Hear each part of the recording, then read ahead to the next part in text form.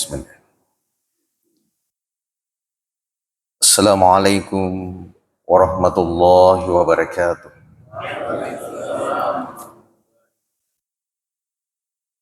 Alhamdulillahilladzi bi ni'matihi tatimmus shalihat.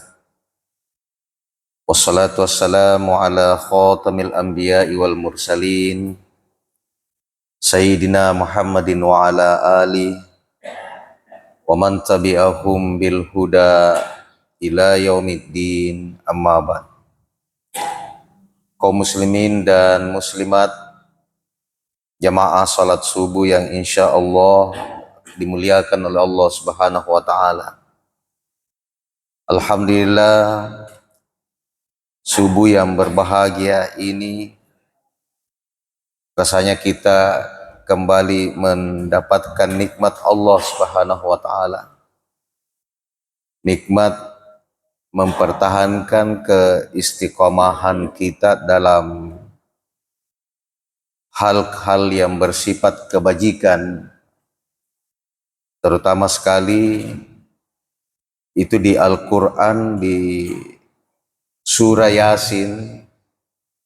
Allah Subhanahu wa Ta'ala menjelaskan, a'udzubillahi minasyaitonir rajim, bismillahirrahmanirrahim, inna nahnu nuhyil mauta wa naktubu ma qaddamu wa atharahum wa kulla syai'in ahsaynahu fi imamin mubin.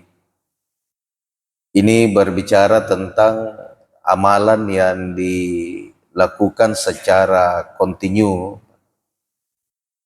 Makanya nikmat pada subuh yang berbahagia ini kita kembali melanjutkan pengajian. Itu di Al-Quran surah Yasin disebut inna nahnu nuhyil mauta. Sesungguhnya kata Allah, nahnu nuhyil mauta, kamilah yang menghidupkan kematian. Setelah peristiwa kematian di dunia ini, maka kemudian Allah Subhanahu wa Ta'ala menegaskan, nuhyil mauta, kami yang menghidupkan kembali. Wa naktubu ma qaddamu, dan dulu waktu manusia itu hidup, naktubu ma qaddamu, itu kami catat dengan rapi, apa yang dilakukan oleh umat manusia itu. Kata Al-Quran, itu kami catat dengan sebaik-baiknya dan tidak ada yang hilang catatannya. Jadi apa yang kita lakukan di dunia ini, Allah Subhanahu wa Ta'ala menyebut wa naktubu ma qaddamu, yang kita lakukan ini sedang dicatat oleh Allah. Wa atharahum, tetapi Al-Quran juga menyebut wa atharahum, jadi catatan kebaikan kita, pekerjaan dunia kita itu tidak berhenti setelah kita meninggal. Al-Quran menyebut wa asarahum, setelah peristiwa kematian itu Allah tetap mencatat asarahum, apa yang kita tinggalkan di dunia. Jadi catatan kebaikan dan catatan kejahatan itu menurut surah Yasin ayat 12 itu masih terus berjalan walaupun kita sudah meninggal. Maka dipertegas lagi di akhir ayat, wa kulla syai'in ahsaynahu fi imamin, dan tiap segala sesuatu yang kami sudah catat itu ahsaynahu, kami sudah kumpulkan fi imamim mubin, dalam satu kitab induk. Imamim mubin itu kitab besar. Jadi itulah mengapa hari kiamat itu menjadi akhir, karena ketika kita sudah meninggal, kita disimpan oleh Allah Subhanahu wa Ta'ala menunggu bangkitnya ke hari kiamat. Dalam penantian itu catatan amal kita itu tidak berhenti. Tapi Al-Quran menyebut wa atharahum, yang kita tinggalkan di dunia ini itu terus dicatat oleh Allah. Maka bapak-bapak dan ibu-ibu menjaga tradisi-tradisi kebaikan itu, kita sebenarnya sedang menyelamatkan para pendahulu-pendahulu kita. Jadi dulu mungkin sudah ada yang meninggal yang pernah merintis pengajian ini, dan pada saat kita lakukan kembali pengajian itu atau apapun kebaikannya Pak, yang mereka wariskan kepada kita, itu di surah Yasin itu kebaikannya terkirim, tetap terkirim ke itu, ke orang yang pernah merintis.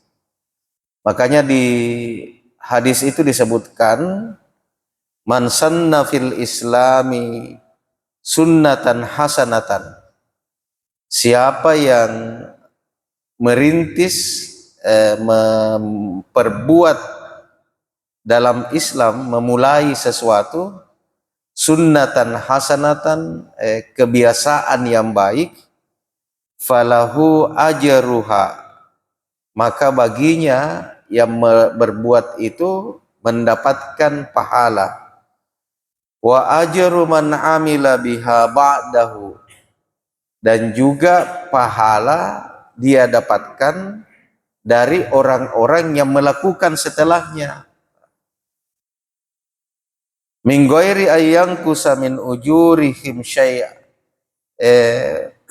tanpa mengurangi. Jadi kita ini, misalnya kita ini pengajian subuh Pak, ada mungkin saudara-saudara kita, orang-orang tua kita dulu yang merintis ini pengajian, maka mereka sudah meninggal, kata hadis, falahu ajruha wa ajru man amila biha ba'dahu, dan ini sebenarnya investasi bagi yang meninggal itu. Jadi setiap kita lakukan, mereka-mereka yang mendahului kita itu subuh ini mendapatkan kebaikan. Min ghairi ayyangkusa min ujurihim syai', tanpa mengurangi pahala kita yang duduk-duduk di sini, bukan pahala kita yang dibagi. Siapa tahu ada yang bilang, jami pertangkang itu dibagi dua pahala ya. Enggak, bukan pahala tetap kita falahu ajruha, dapat pahala penuh, wa ajru man amila biha ba'dah, dan pahala dari orang-orang yang melakukan setelahnya. Nabi menegaskan, min ghairi ayyangkusa min ujurihim syai'un, Allah tidak mengurangi pahala kita yang duduk saat ini. Tapi sebaliknya, di hadis juga menyebut, wa man sanna fil islami sunnatan sayatan. Terbaliknya, siapa yang merintis perbuatan dalam Islam sunnatan sayatan, perbuatan jelek Pak, perbuatan dosa, say'ah, perbuatan kesalahan. Jadi siapa yang dalam waktu hidupnya dia membuat sebuah rintisan pekerjaan, dan pekerjaan itu pekerjaan salah Pak. Misalnya memfasilitasi kemaksiatan, membuat tempat-tempat maksiat, maka kata Rasulullah, kana alaihi wizruha wa wisru man amila biha min ba'dihi. Sama tadi. Jadi tadi itu ada pahala jariah. Ini di hadis juga disebut ada dosa jariah Pak. Jadi hati-hati memfasilitasi kemaksiatan, perbuatan-perbuatan dosa. Jangan sampai kita sudah meninggal, itu tempat ataukah fasilitas yang pernah kita berikan kepada kemaksiatan itu masih berjalan. Maka nanti Kata Rasulullah, kana alaihi wizruha wa wizru man amila biha min ba'dihi min ghairi ayyang kusamin auzarihim syai'un, tanpa mengurangi juga dosanya orang yang berbuat. Jadi apa? Ada ini disebut dengan dosa jariah, kira-kira begitu. Jadi di samping ada pahala jariah, juga ada dosa jariah. Nah, ini kita memohon kepada Allah Subhanahu wa taala, mudah-mudahan kita diingatkan. Termasuk yang ini nih, yang konten-konten yang membuat konten-konten yang salah. Jadi dia bikin konten yang salah, orang yang membuat konten itu sudah meninggal. Tapi konten yang salahnya itu masih tersebar di media-media sosial. Maka setiap orang yang menonton, ya berinvestasi walaupun di kuburnya sudah tidak ada kasihan di dunia, masih terkirim ke keburukannya, dosanya. Termasuk yang menyebarkan berita-berita hoax, Pak. Lama yang meninggal, tapi gara-gara dia berita hoax itu bertebaran terus, berita salah, Pak. Berita fitnah, berita apa, hanya memposting saja. Dia posting saja. Dia tidak cek kembali apa ini benar atau salah. Makanya di Fatwa Majelis Ulama Indonesia itu, Fatwa MUI itu menegaskan, sebelum kita merepost, namanya memposting ulang, itu kita dianjurkan untuk tabayun. Tabayun itu memperjelas apa ini benar atau salah. Kalau misalnya setelah kita tabayun dan menyatakan itu peristiwa benar, Pak. Sekarang tabayun tahap yang kedua di Fatwa Majelis Ulama itu, pastikan apa dia kalau kita sebarkan bermanfaat atau tidak. Bayangkan sudah benar, dipastikan lagi, Pak. Kalau saya posting ini bermanfaat jika atau tidak. Kalau tidak ada manfaatnya, stop sampai di kita. Yang ketiga, filter yang ketiga, sudah tahu ada manfaatnya. Maka filternya, adakah yang tersinggung, yang sakit hati kalau saya posting? Kalau lebih banyak yang orang yang sakit hati kalau saya posting dibanding dengan manfaatnya, berhenti, jangan diposting. Jadi itu kecerdasan menggunakan media sosial. Ini kalau tidak cerdas-cerdas, penipu juga cerdas itu pakai media sosial, Pak. Ini dalam 3 minggu ini kami di dosen-dosen saja itu sudah banyak yang tertipu. Hanya melalui WA, mereka tertipu sampai ada yang 50 juta, ada yang 170 juta. Terakhir ini teman cepat, karena tiba-tiba kenapa ini serius sekali di ruangannya, Pak. Mat transfer. Sampai berapa Mi? Ustaz, berapa Mi kita transfer? Bilang 35 Mi. Astagfirullahaladzim. Itu dalam 3 minggu ini, Pak.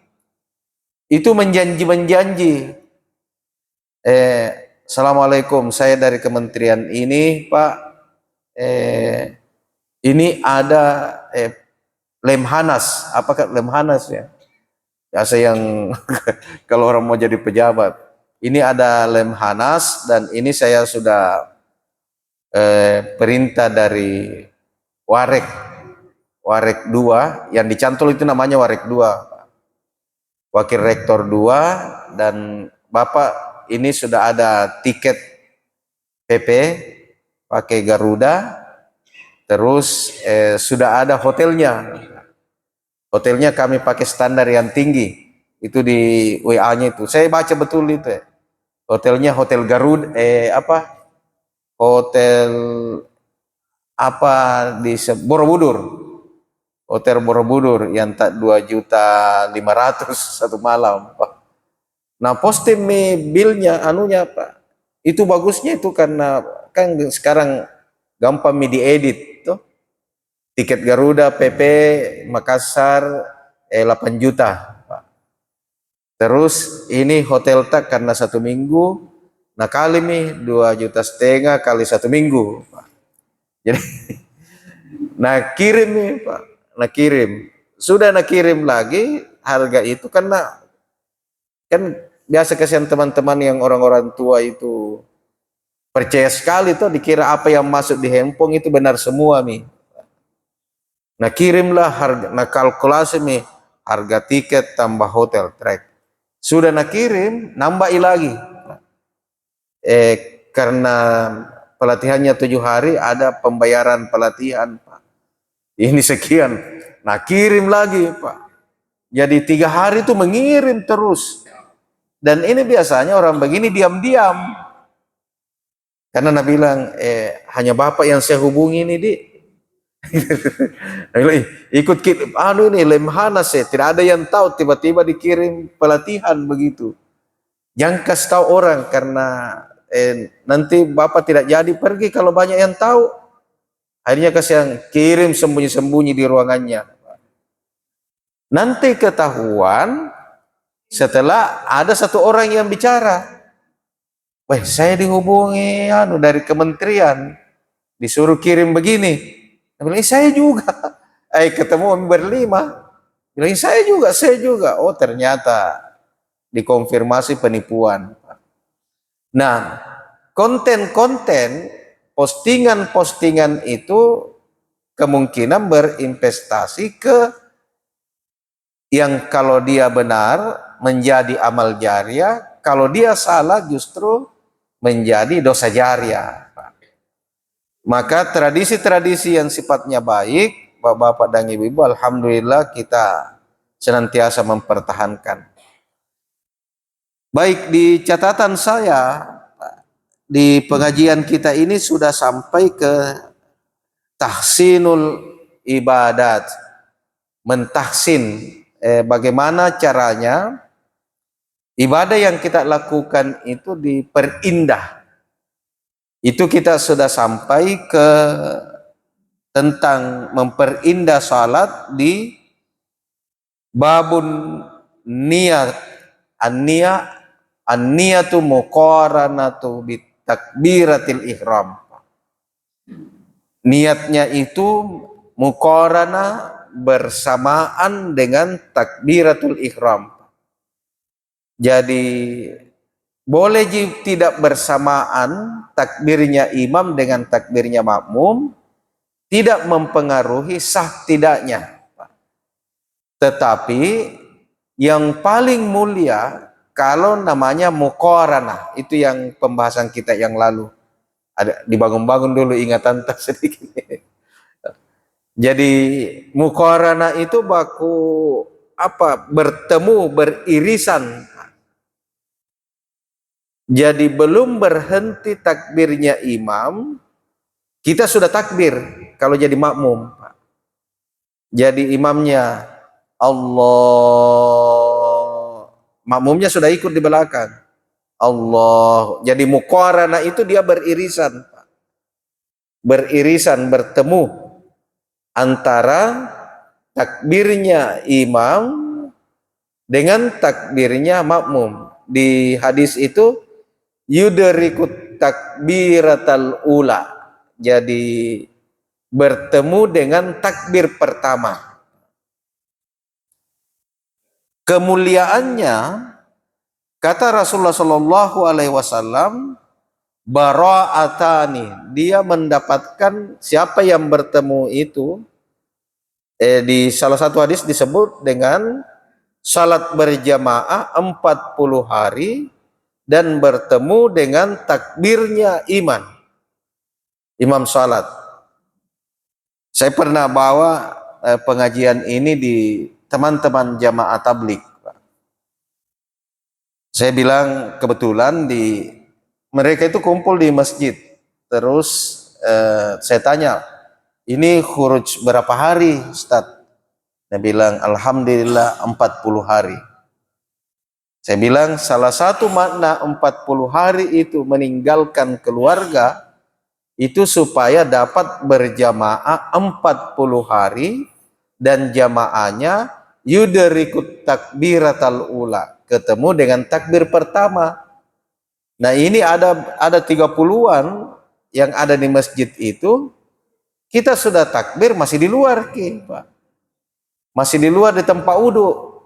Itu namanya tidak tercapai berjamaah yang paling mulia, karena berjamaah yang paling mulia 40 hari itu ketemu dengan takbiratul ula, takbir pertamanya imam. Nah, kira-kira dulu perintahnya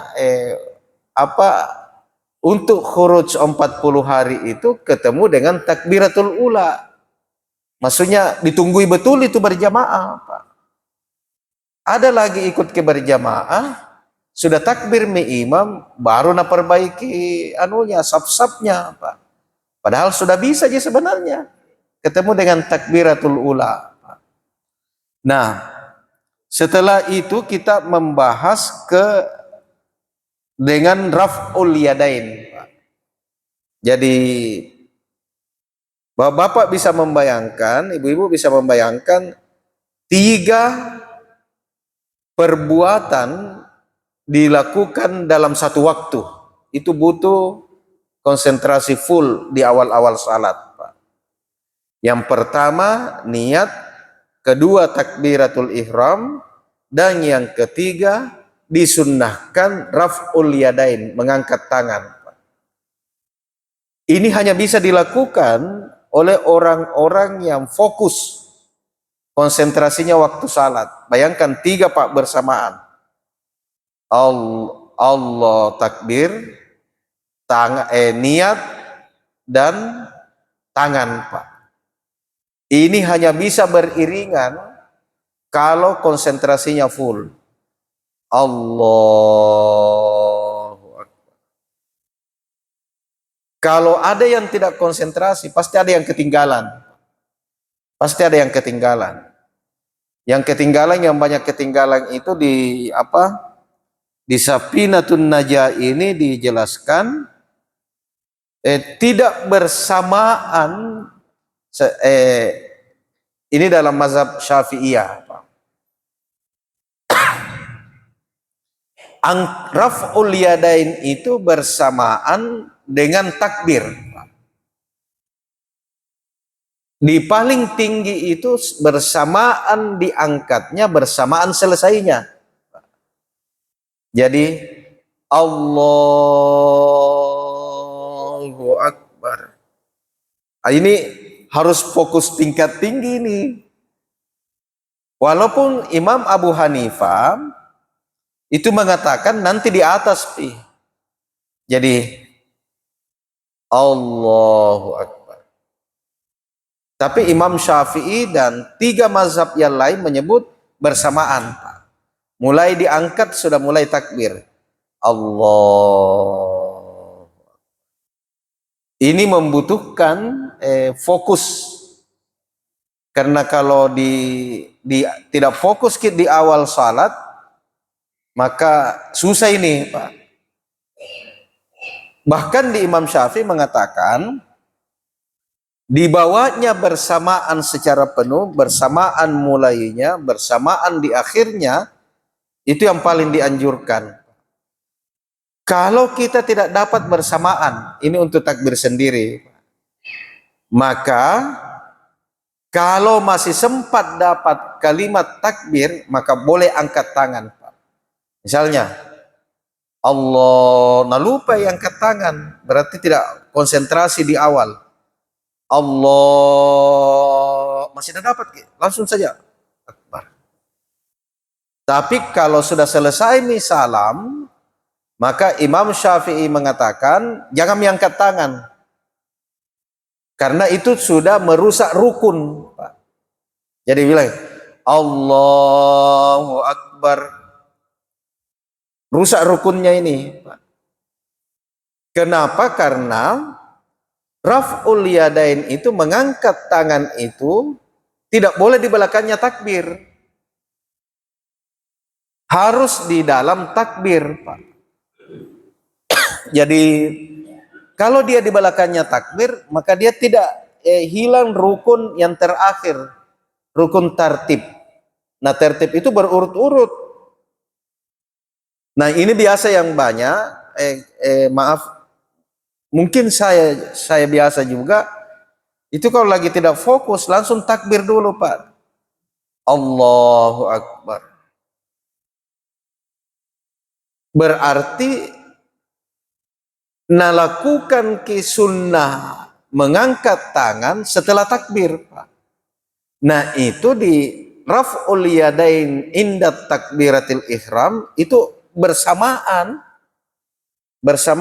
Kalau dia duluan takbir baru angkat tangan, berarti ini terbalik kianunya, tata cara salatnya, dia tidak tertib. Maka kebanyakan kesalahan itu di sini, Pak. Di sini. Jadi makanya perdebatan ulama bukan selesai, tapi selalu berada, angkat tangan itu berada dalam takbir. Takbir itu kalimatnya, Pak. Kalimatnya, takbir itu Allahu Akbar, angkat tangannya itu sunnat. Takbirnya, takbiratul ihramnya wajib, Pak. Karena ini disebut dengan arkanul qauli. Rukun salat itu dua macamnya, arkanul fi'liyah dan arkanul qauli atau qauliyah. Rukun-rukun yang bersifat pekerjaan, gerakan, perbuatan, dan rukun yang bersifat berbentuk bacaan. Takbiratul ihram masuk ke rukun yang kedua, arkanul qaul, rukun yang bersifat bacaan. Jadi yang dimaksud dengan takbiratul ihram itu kalimatnya Allahu Akbar, diucapkan. Angkat tangannya bukan namanya takbiratul ihram, karena ini biasanya tidak bisa napisahkan. Apa itu takbiratul ihram? Begini, Allahu Akbar. Yang dimaksud takbiratul ihram itu kalimatnya Allahu Akbar. Angkat tangannya itu sunnat pada saat takbiratul ihram. Berarti angkat tangan itu yang mengikuti takbiratul ihram. Nah, kalau begitu dia sunnahnya bersamaan. Bersamaan inilah yang dalam rumusan ulama fikih terjadi perbedaan. Imam Syafi'i bersamaan yang dimaksud bersamaan angkatnya dan mengucapkannya bersamaan juga akhirnya. Jadi Allahu Akbar. Satu. Imam Syafi'i membolehkan kita takbir Allah, tapi masih dapat takbir Allah, baru ingat angkat tangan Allahu Akbar, boleh. Imam Abu Hanifah juga bersamaan, tapi duluan yang angkat tangannya, tapi ketemu angkat tangan dengan takbir. Imam Abu Hanifah Allah di atas Allahu Akbar, makanya pendek takbirnya. Makanya biasanya baru imam itu baru takbir sudah ketahuan. Oh, pasti takbirnya mazhab Syafi'i ini. Karena panjang. Dipanjang itu karena tiga nak kasih ketemu di dalam. Angkat tangan dengan niat. Allahu Akbar. Syafi'i. Harusnya kalau mau konsisten pasangannya, kalau panjang itu pasangannya pasti baca basmalah. Karena Syafi'i itu kalau panjangnya Allahu Akbar langsung Alhamdulillahirabbil dua memang mazhab napake. Jadi Syafi'i takbirnya, setelah itu Maliki suratul Fatihahnya, dan Hambali Makanya di Masjidil Haram itu pendek takbirnya tuh, karena hambali. Allahu Akbar. Alhamdulillahi Rabbil Alamin. Cocok. Tapi yang hebatnya itu yang pernah kita jelaskan di sini, imam besarnya Masjidil Haram, siapa? Imam Sudais, waktu memimpin sholat Jumat di Istiqlal, itu panjang takbirnya, Pak. Bisa dilihat di YouTube. Allahu Akbar. Karena tahu di belakangnya ini mazhab Syafi'i. Jadi imamnya itu paham. Jangan sampai berbeda dari praktek makmum bisa menimbulkan masalah. Kemudian masih ada sedikit. Di sini juga dibahas fi surutil takbiratil ihram. Jadi dalam takbir itu ada lagi syaratnya, Pak. Tapi ini tidak, agak berat ini kalau di pengajian biasa. Karena nanti ini bilang anak muda, susah pengen sholatnya, jangan. Ini karena kita sudah pengajian beberapa tahun, maka kita sudah baca bagian-bagian yang kecilnya, Pak, untuk mentahsin, menyempurnakan. Fi surutit takbiratil ihram, Pak. Surutut takbiratil ihram sittata asyara. Ini dijelaskan di Safinatun Najah ini. Syaratnya takbiratul ihram itu katanya 16 syaratnya supaya takbirnya sah. Jadi takbir saja dianggap sah, itu 16 syaratnya, Pak. Kita baca lalu misalnya dulu. Pertama, antaqa'a halatal qiyami fil fardhi. Untuk salat wajib, takbiratul ihram itu dilakukan kalau kita sudah berdiri di tempat, Pak.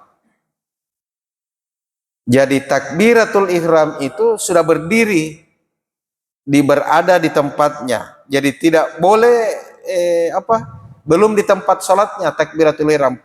Ini sama dengan yang tadi nih, fokus.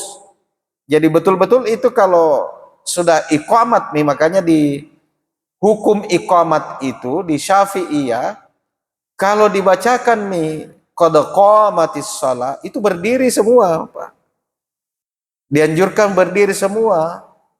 Jangan sudah la ilaha illallah, masih santai-santai. Apalagi kalau salat tarawih. Salat tarawih Nabi bilang, 20 rakaat, selesai Fatihah deh baru masuk baru berdiri. Makanya sebenarnya bangunannya itu sejak azan. Bangunan khusyuk itu sejak azan. Nah, antaqa halatal qiyami fil fardi. Sudah berdiri memang nih, baru takbiratul ihram. Wa antakuna bil arabiyah. Bacaan takbir itu harus bahasa Arab, Pak. Bahasa Arab. Kalau dia ulama menyebut wa antakuna bil arabiyah, itu nanti bersama seirama dengan syarat berikutnya. Itu disebutkan, Pak. Paling kurang kita yang mendengar. Di Imamun Nawawi itu paling kurang kalau pendengarannya tidak normal, paling kurang dia merasa bibirnya bergetar waktu membaca takbir. Allahu Akbar. Jangan sampai terlalu besar katanya.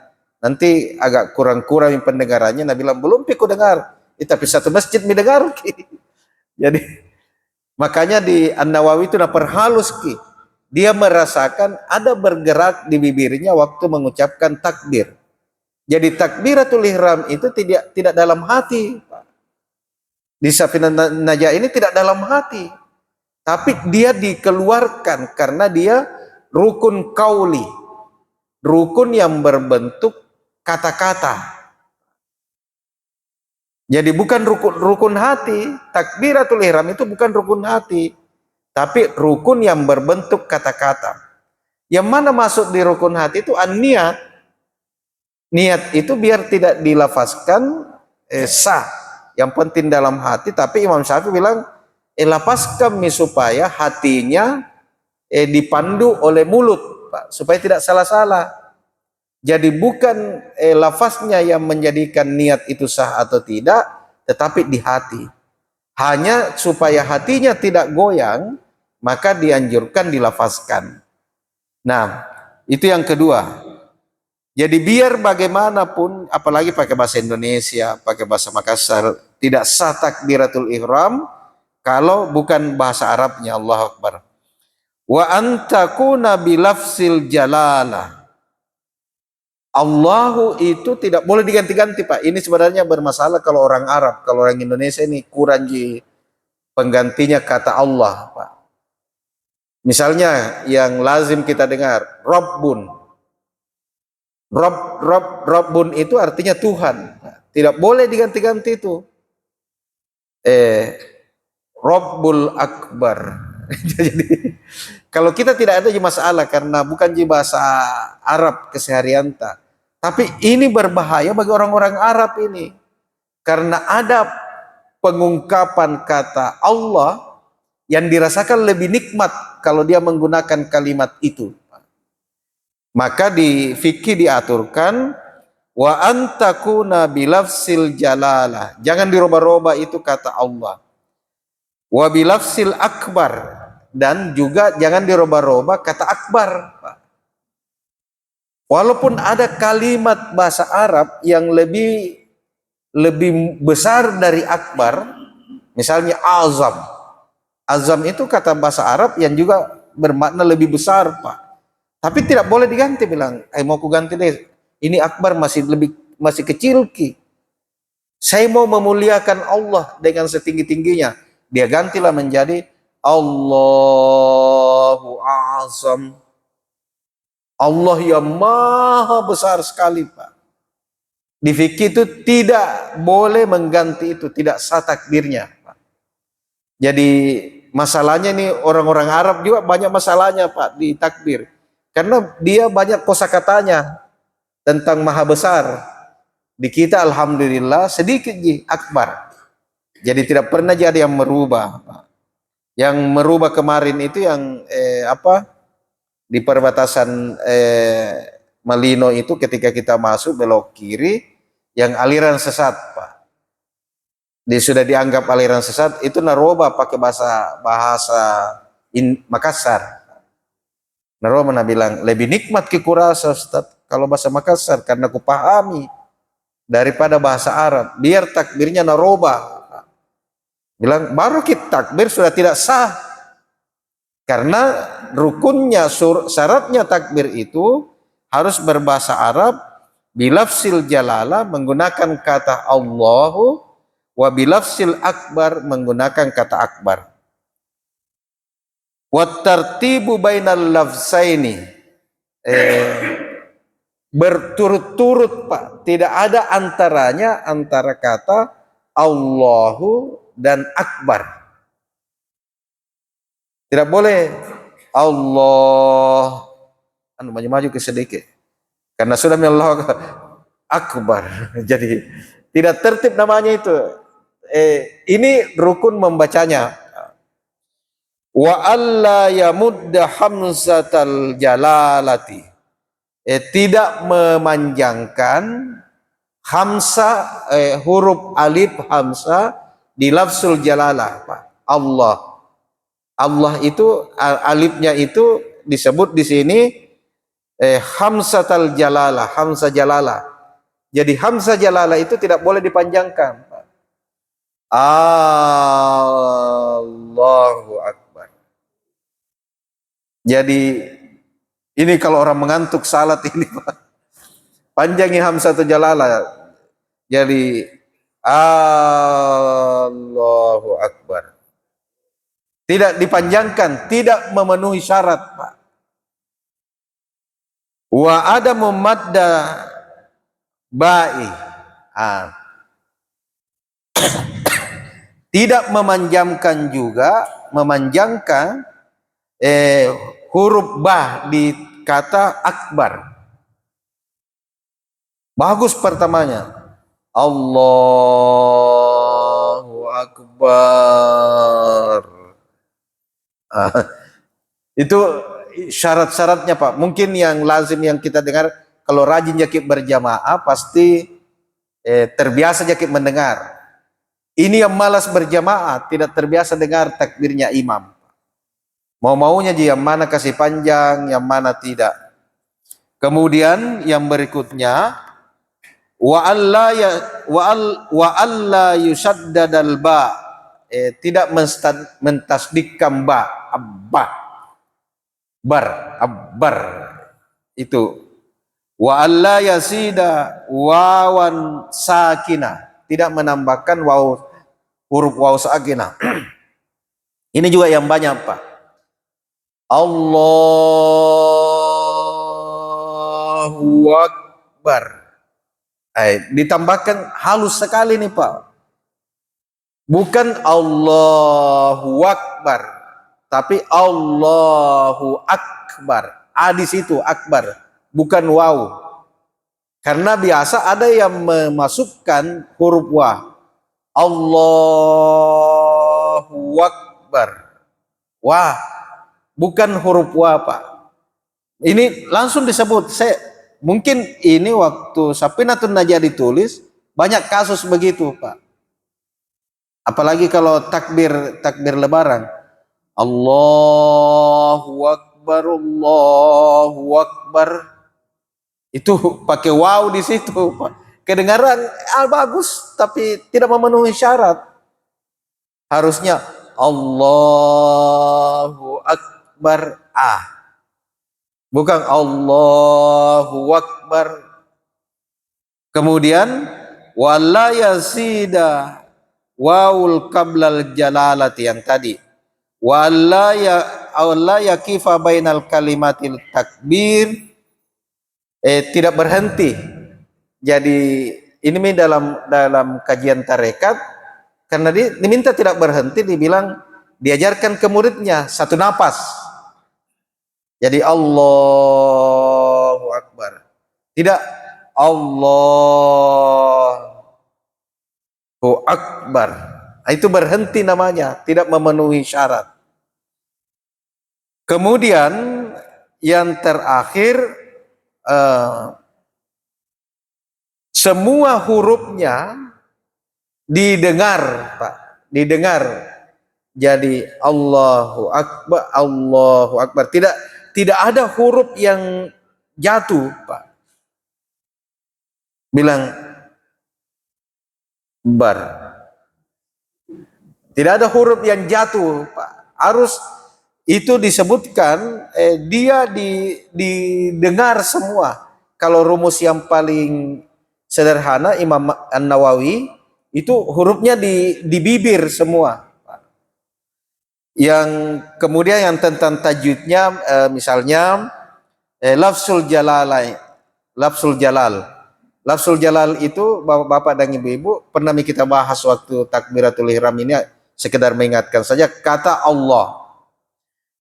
Allah dalam Al-Quran itu di dua hukum bacaannya, dibaca tebal dan dibaca tipis.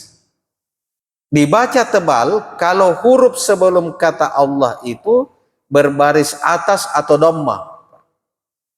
Jadi baris atas berarti Allahunya tebal. Allahu Akbar, bukan Allah, bukan, tapi tebal. Kecuali dia baris sebelum huruf kata Allah dia baris di bawah, maka Allah dibaca tipis. Contohnya Bismillah. Jadi bukan Bismillah. Ini baru sambutan langsung Bismillahirrahmanirrahim. Kurang anunya ini. Baru kata pertama Pak. Jadi Bismillah tipis. Kalau di salam warahmatul berarti tebal, karena baris atas dhamma. Assalamualaikum warahmatullahi wabarakatuh. Kemudian Akbar itu bukan qalqalah, bukan huruf qalqalah. Kalau qalqalah itu kayak di kul huwallahu ahad, Allahu samad, bunyi apa disebut sedikit hurufnya. Karena dia bukan qalqalah, maka bacaannya jangan dibaca Allahu akbar, Allahu akbar, bukan qalqalah, tapi yang betul adalah Allahu akbar.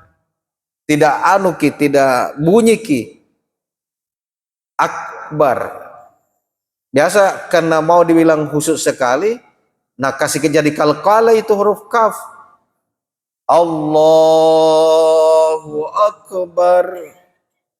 Bagusnya kedengaran, Pak, tapi menyalahi cara membaca takbiratul ihram. Jadi saya kira itu Bapak-bapak, ini di takbiratul ihram Bapak-bapak dan Ibu-ibu, kita mentahsin sedikit-sedikit takbiratul ihram karena rupanya di fikih itu di kitab-kitab kecil, kalau kitab besar itu seperti Al-Fiqhul Islami wa Adillah itu atas-atasnya dibahas, Pak, yang umum-umum. Tapi di kitab-kitab kecil itu, misalnya kitab standar di pesantren sebenarnya dibaca, Safinatun Najah ini itu tipis sekali, kira-kira tidak cukup 50 halaman, Pak. Tapi dia bicara tentang syarat-syarat yang kecil. Jadi rukun, dalam rukun ada lagi syaratnya itu, Pak. Jadi ini Bapak dan Ibu-ibu, ini bukan ingin mempersulit, tapi ini kita mau mengambil yang terbanyak keafdalannya. Katakanlah rajin jaki salat, toh, maka kita mau ambil yang paling baik itu karena ada pilihan-pilihan. Saya kira demikian Bapak dan Ibu-ibu. Mudah-mudahan kalau ada pertanyaan, tapi lupa bilang ada pertanyaan. Ku kasih habis waktunya, Masya Allah. Insya Allah pekan depan, Insya Allah kita menyediakan waktu untuk bertanya. Saya kira demikian, mudah-mudahan ini ada manfaatnya dan kita memohon kepada Allah, mudah-mudahan usaha kita mentahsin ibadah yang kita lakukan ini mendatangkan kemuliaan di dunia dan akhirat. Demikian, hadanallahu wa iyyakum. Wassalamualaikum warahmatullahi wabarakatuh.